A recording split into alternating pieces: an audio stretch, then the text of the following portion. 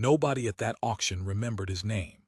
They remembered the way he stood at the back rail with his hat pulled low, like a man trying not to take up space in a world that had already decided it didn't have room for him. They remembered that he didn't lift a single finger to bid, not once, not on anything, and that when the last lot cleared, he turned and walked out toward the parking lot alone. No horse, no trailer full of hope. Just an empty hand, and a longer drive home than he'd counted on. That's the part everyone got right. He walked away alone. But here's the part nobody saw coming. The part that would have that whole dusty sale barn talking for years afterward. The part that a scrawny, half-lame little foal in pen number 9 had already decided, in whatever way a creature that small decides anything. He walked away alone. The foal had other plans. Stay with me, because what happened in the next 4 minutes changed two lives that had both, in their own quiet way, already given up. The gavel came down on lot 47, and I wrote the number in my book, and that was the exact second I noticed the man wasn't going to buy anything. I keep a book, always have, spiral-bound, the cheap kind, 99 cents at the feed store, and I go through maybe 6 of them a year logging lot numbers and hammer prices in a hand my late wife used to call chicken scratch with ambition. Nobody asks me to do it. The Barcy sale barn pays me to run the back gate and keep the loose stock moving, not to keep records like some county clerk. But I do it anyway. 41 years of doing it. You watch enough horses go through a ring, and you start needing somewhere to put all the things you're not allowed to say out loud. And what I wasn't allowed to say out loud, that particular Saturday in late October, was that the man at the back rail was breaking my heart, and I didn't even know his name. He'd come in late, that was the first thing. Most folks show up an hour before the sale, walk the pens, run their hands down the legs of the good ones, make their little notes and their little plans. This fella came in at the tail end of the tax sale, when the good bidders had already staked out the front rows and the ring was just clearing the last of the saddles nobody wanted. He came in quiet, took the far corner of the back rail like it belonged to him, and then he just stood. I've seen 1,000 men stand at that rail. Buyers stand one way, chin up, eyes moving, already spending money in their heads. Sellers stand another, restless, checking the ring, checking the crowd, doing math. Kill buyers, they've got their own way of standing, and I won't dignify it by describing it here except to say you learn to spot them and you learn to hate the sight. This man stood like none of them. He stood like a man at a funeral for somebody he wasn't sure he was allowed to grieve. Now I'm a nosy old goat. My daughter tells me so, and she's right. So between lots I drifted over toward the coffee urn, which happens to sit about 8 feet from that back corner, and I filled a cup I didn't want just so I'd have a reason to be standing near him. Up close he was younger than the rail had made him look, 50s, maybe, but a hard 50s, the kind of years that come from outside work and not enough of it lately. Gray coming in at the temples under a hat that had been a good hat once and had been rained on too many times since. His jacket was clean, but the cuffs were gone soft with wear, and his boots, I always look at the boots, his boots had been resoled at least twice, and were about due a third time he probably couldn't afford. He held his hands in front of him, folded, the way you do in church, and on the left one there was a pale band on the ring finger where a ring used to be and wasn't anymore. Widower, I figured, or divorced, but something in the way he held that hand made me put my money on widower. Cold one, I said, because that's what you say. He looked over like I'd woken him. Sir. Weather, cold one coming. I nodded at the big open doors where the wind was pushing in gray. Radio says snow by Tuesday. That's so. He looked back at the ring, not rude, just somewhere else. I should have left it there. I know how to leave a man to his silence. God knows I've needed enough of my own. But there was something about him, and I've never been able to explain it any better than to say that once in a long while you cross paths with a person who is standing right at the edge of something, and you can feel it come off them like heat off a stove, and something in you refuses to walk away from the stove. You buying today or selling? I asked. He was quiet a second. Neither, I guess. Just looking. Just looking. And then, so soft I almost lost it under the auctioneer's chant starting up on lot 48. Used to raise 'em. Long time ago. Used to. There's a whole life in a used to if you know how to listen. I've buried 3 dogs, a wife, and a way of life in my own used tos, and I heard every one of his in those 2 words. I let him be after that. Went back to my gate. But I kept half an eye on him through the next dozen lots, and here is what I watched him do, which was nothing, over and over, in the most painful way I ever saw a man do nothing. Because he wanted to bid. I'd stake my book on it. Every good horse that came through the flashy paint gelding, the stout little roping mare, the young sorrel with the kind eye, I watched his hand start to lift off the rail. Just the fingers, just an inch. The old reflex of a horseman, the body remembering something the wallet had had to forget. And every time, every single time, the hand came back down, flat on the rail, pressed there almost like he was holding himself to the earth. You know what that is to watch. It's watching a starving man read a menu he can't order from, and do it politely, and thank the waitress. The sale ground on. Afternoon light went long and gold through the barn dust. And then they brought out lot 63, and lot 63 was where the whole day turned, though none of us knew it yet. Lot 63 wasn't even supposed to be a real lot. It was a no-sale add-on, the kind of thing that gets thrown in at the end when somebody's estate gets liquidated, and there's a critter left over that nobody quite knew what to do with. In this case, it was a foal. A weanling filly, maybe 5, 6 months old, and I use the word filly generously because what came stumbling into that ring looked more like a bad idea somebody'd made out of coat hangers and pity. She was a mess. Somebody's oops baby from the look, no papers, no plan, no mama in sight, which meant she'd been pulled off too early or the mare had died, and neither of those is a story with a good beginning. She was underweight to the point you could have played her ribs like a xylophone. Her coat was that dull dead grass color that means the shine's gone out of a horse, and one hip stuck up higher than the other where something had healed wrong. And she was lame. Front left. Not screaming lame, but that hitchy, careful, favoring walk that says this hurts and I've learned to live with it hurting. She came into the middle of that ring under all those lights and all those staring faces, and she stopped, and she looked around at every single one of us like she was trying to figure out which of us was going to be the one to finally do it. The barn got a little quieter, even the coffee drinkers. The auctioneer, old Ray, he's a good man, and I watched him try. He started her low.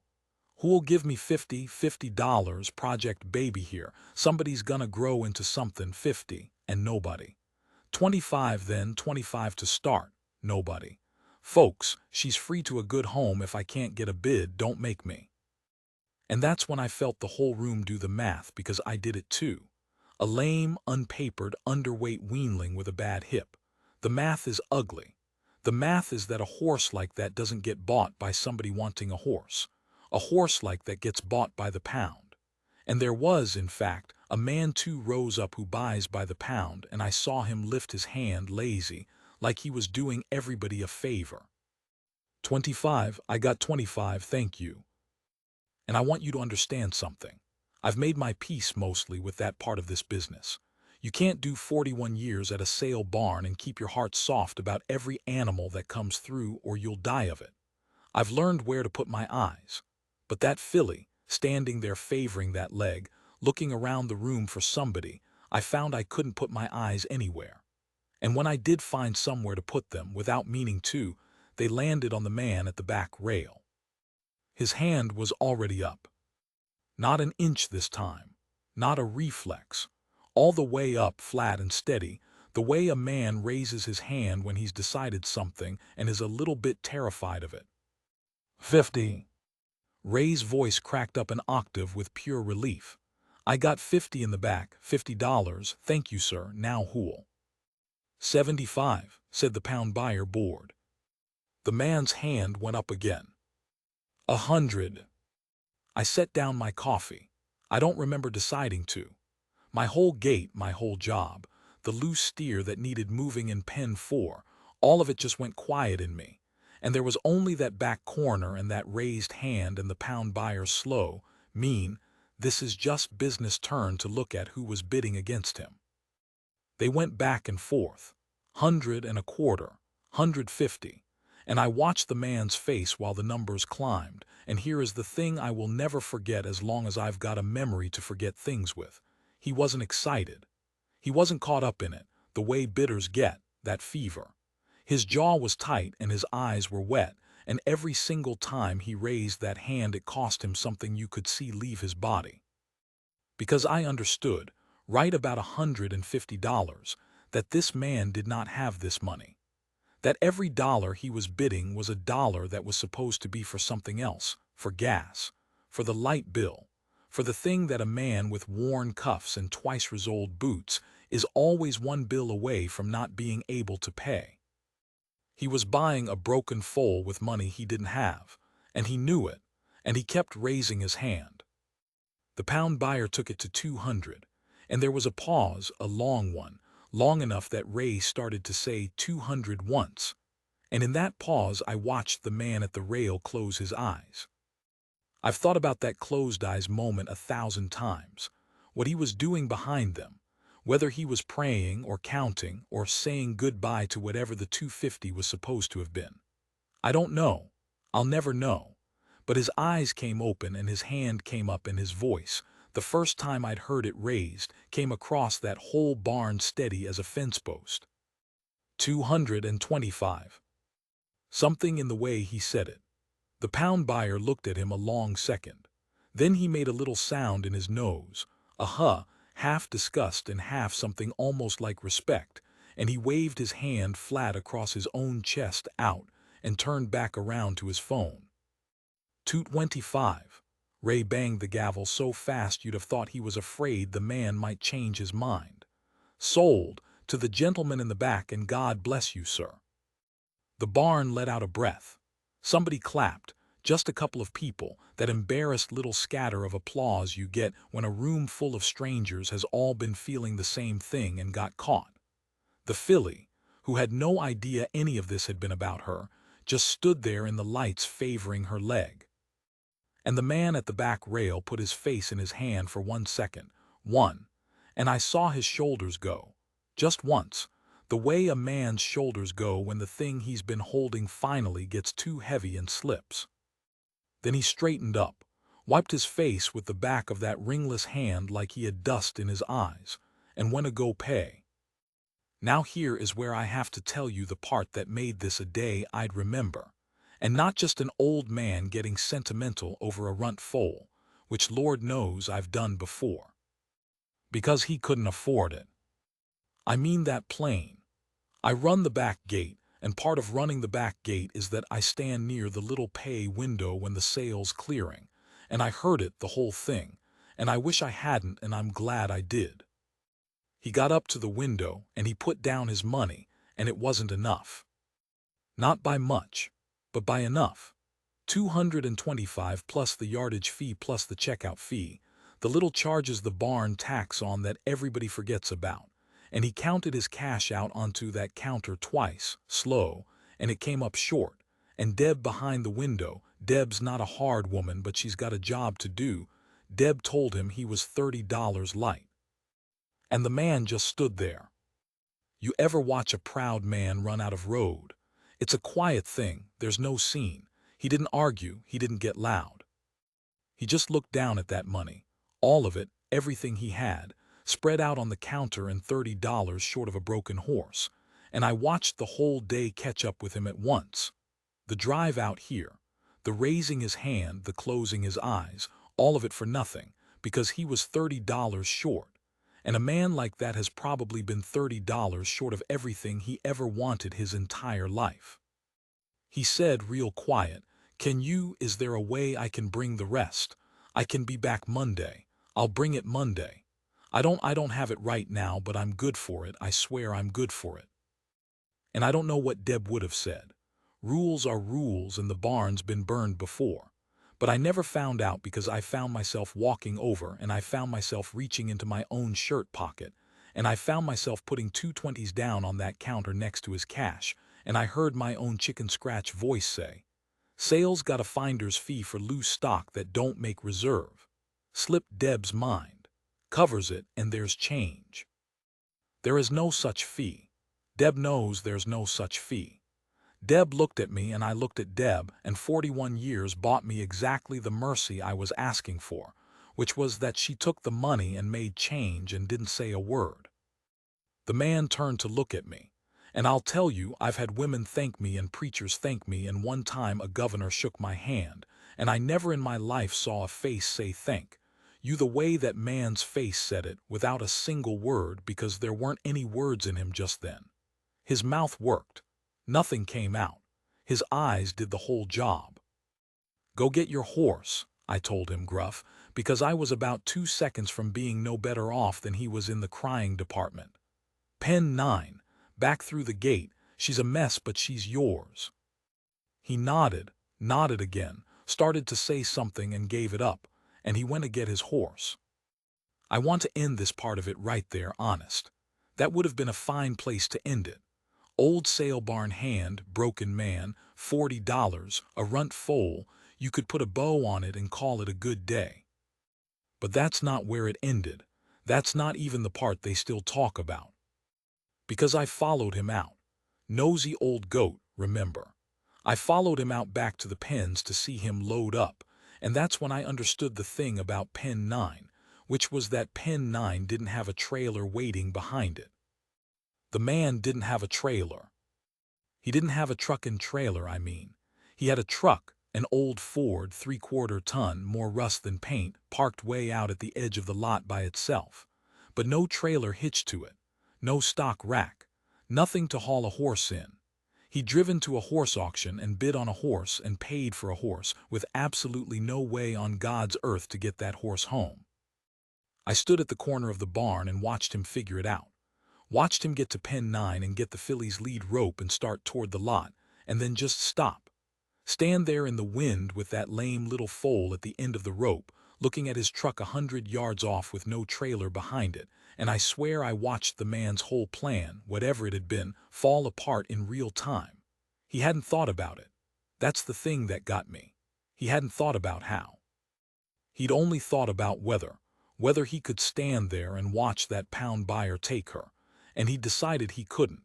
And the how had never entered into it, because the how isn't what you're thinking about when you're saving something. He stood there a long time. The wind came up cold, snow cold, Tuesday's storm sending its scouts on ahead. The filly leaned against his leg, and I saw him reach down, slow, and put his hand flat on that scrawny neck and lean his forehead down close to her ear and say something I couldn't hear. Then he straightened up, and he did the thing that started all of it. He unclipped the lead rope.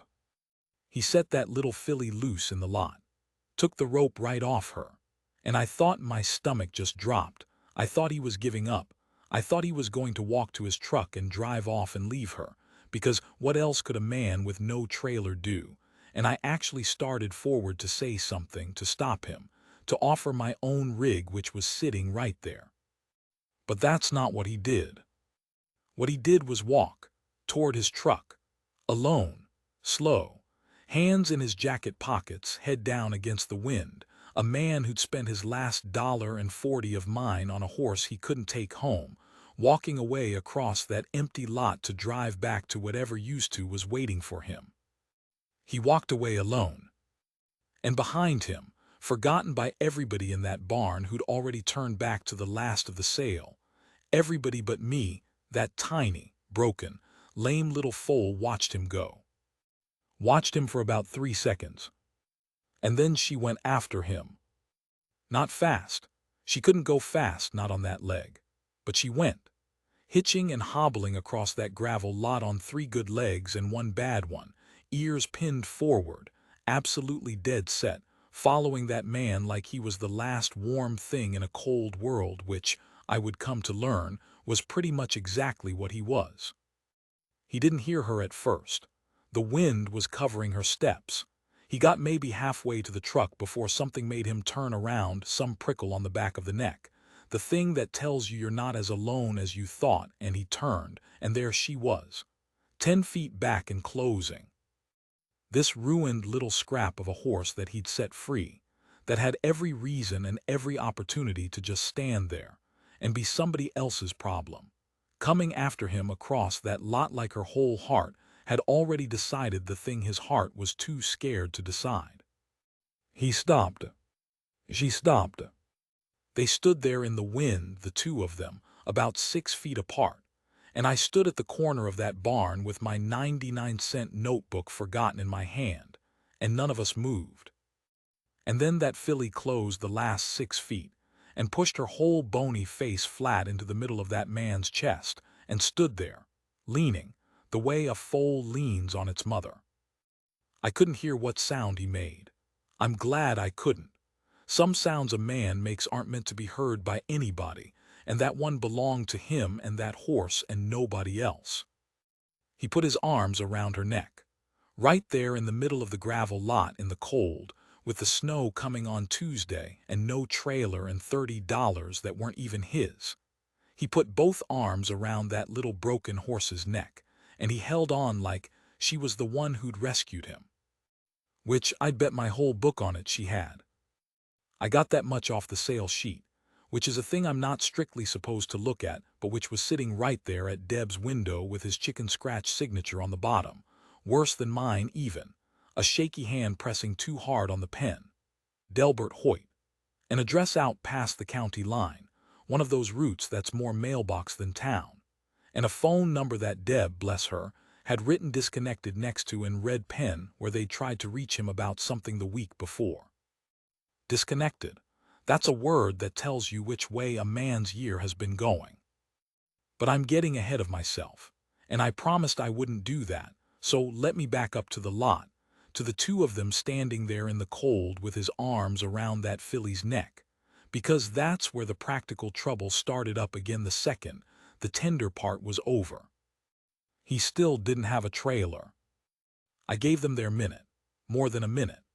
I stood at the corner of the barn and I let that man have his cry into a horse's mane where he thought nobody could see, because a man's earned that much privacy even from a nosy old goat.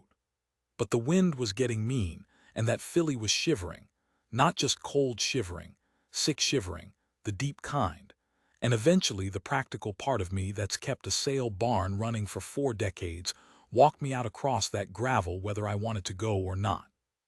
She can't ride loose in the bed, I said, coming up on them.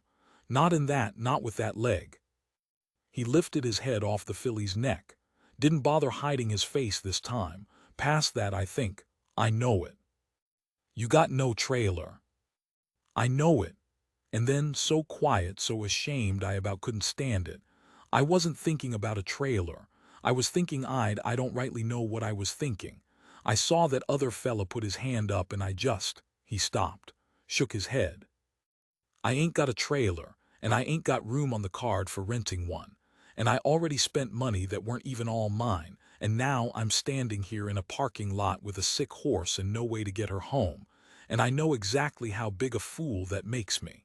You don't have to tell me. My wife would have told me plenty. Would have, there it was again, the used to wearing a different hat. Where's home? I asked. He told me. The route past the county line.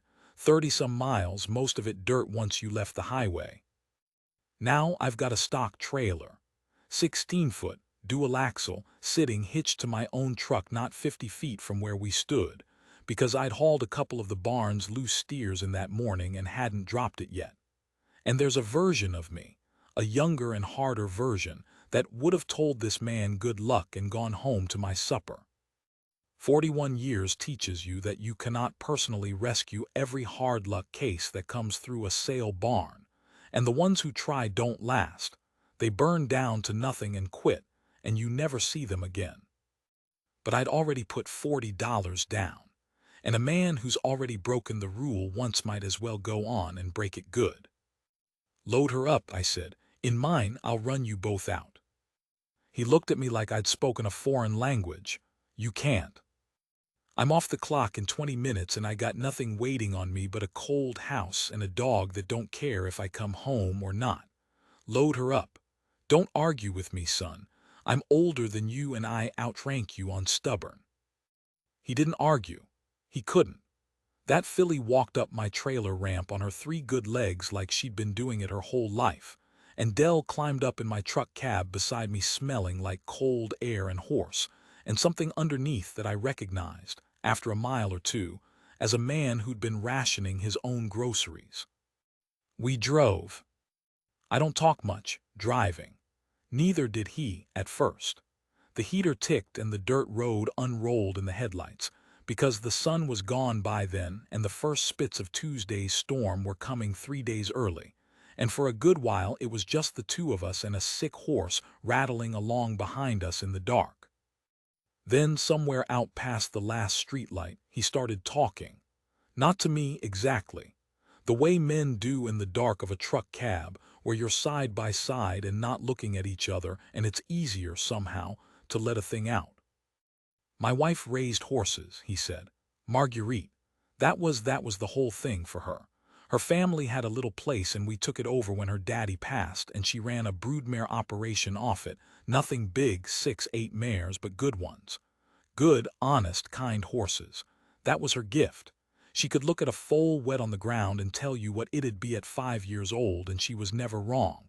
Never once." He watched the dark go by. "Cancer," he said, "the way you'd report the weather, because that's the only way you can say it after enough times of saying it. 2 years ago this January. Long fight. Longer than the doctors figured. She was tough, Lord, that woman was tough. She was still going out to check the mares with a chemo port in her chest. I'd find her out there leaning on the fence when she couldn't hardly stand, just looking at 'em. Loving 'em. Right up to about the last month. I kept my eyes on the road. Some things you honor by not looking at a man while he says them. Bills took the horses," he said. "One by one. That's how it goes. You sell the good mare to pay the hospital, and then you sell the next good mare to pay for the selling of the first one near about, and then the place is quiet, and then it's just quiet all the way down. I sold the last of 'em a year ago spring. Told myself I was done with horses. Told myself it was a mercy, not having 'em around, because every one of 'em had her hands all over it, you understand. Every one of 'em she'd touched, and I couldn't go out to that barn no more. It was too full of her and too empty of her both at once." The heater ticked. "So why'd you go to the sale?" I asked, gentle as I could. He was quiet a while. "I don't know," he said. "That's the truth. I told myself I was gonna look at a tractor implement a fella had listed, and I did look at it. It was junk. And I was gonna leave, and I heard the auctioneer through the barn wall, and I heard that chant, and his voice did something. It sounded like home. It sounded like every Saturday of my whole married life. And I went in just to hear it, just to stand in it a minute. I swear to you I wasn't gonna buy nothing. I couldn't buy nothing. You saw my money on that counter. That's a good chunk of what I've got in the world, mister, right there on that counter, and I put it down on a horse I can't feed." Why, though, I had to know. Why that one? Barn was full of sound horses today. Why the broke one? And he was quiet so long, I thought he wasn't going to answer. "Because nobody wanted her," he finally said. "Because she come out in that ring lame and skinny and wrong-hipped, and every person in that barn looked at her, and did the math, and the math said she wasn't worth saving. And I know that math. I've done that math on myself about 100 times these 2 years. Wake up and do the math, and the math says an old man alone on a busted-up place with no wife and no horses, and a disconnected phone ain't worth the electric it takes to keep him. I know that math cold." He turned and looked at me for the first time since we'd started driving. "And then that little horse looked around that ring for somebody, and I thought, if I let him take her, if I stand there and watch the pound buyer haul off the one thing in that whole barn that's as broke as I am, then I've agreed with the math. Then the math wins. And I have spent 2 years losing to that math, and I did not have it in me to lose to it one more time." I didn't say anything. There wasn't anything to say that would have been worth the breath. I just drove. "Turns up here," he said after a while, "past the dead cottonwood." His place, when we got to it, told me the rest of the story without him having to say a word. It had been something once. You could see the bones of it, a good barn gone gray, a round pen with the rails down on one side, a house that a woman had loved once because there were still flower beds along the front of it, dead now, gone to weeds, but edged in painted rocks that somebody's careful hands had set there years ago, and that nobody had the heart to move. A single light on over the porch. And that quiet he'd talked about, that quiet all the way down, lying over the whole place like the snow that was just starting to sift into the headlights. We backed the trailer up to the barn, got the filly down the ramp, and here's a thing I noticed, standing there in the cold with my breath fogging. The second that little horse's feet hit the ground of that place, that quiet, wife-haunted, gone-to-weeds place, she lifted her head, sick as she was.